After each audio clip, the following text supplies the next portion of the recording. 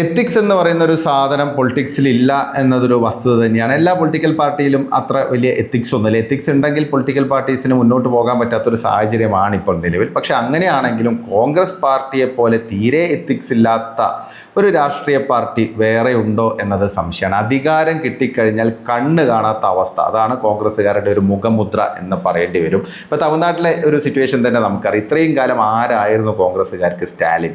മോദിക്കെതിരെ പോരാടുന്ന regional leader, towering figure. Rahul ഗാന്ധിയെ പലപ്പോഴും സഹായിക്കുന്ന, മോദിക്കെതിരെ പല ഡയലോഗുകളൊക്കെ അടിച്ചുവിടുന്ന ഒരു ലീഡർ. ഇപ്പോൾ ആരായി? ഒറ്റയടിക്ക് ഒരു അപ്രതീക്ഷിത തിരിച്ചടി നേരിട്ടപ്പോൾ കോൺഗ്രസ്സുകാർ ഒന്നടങ്കം ക്യാമ്പ് മാറി വിജയ്ക്കൊപ്പം പോയി എന്നുള്ളതാണ്. പിന്നിൽ നിന്ന് കുത്തി എന്ന് തന്നെയാണ് DMK-കാർ പറയുന്നത്. ബാക്ക് സ്റ്റാബേഴ്സ് എന്നാണ് DMK-യുടെ മുതിർന്ന നേതാവായ ഇളങ്കോവൻ ഉൾപ്പെടെ പറഞ്ഞിരിക്കുന്നത്. ഇതാണ് കോൺഗ്രസിൻ്റെ അവസ്ഥ. കാരണം കോൺഗ്രസിനെ സംബന്ധിച്ച് അധികാരം എവിടെയുണ്ടോ അങ്ങോട്ട് ചാടുക എന്നുള്ള യാതൊരു എത്തിക്സും ഇല്ലാത്തൊരു പൊളിറ്റിക്കൽ പാർട്ടിയാണ് കോൺഗ്രസ് എന്നുള്ളത്.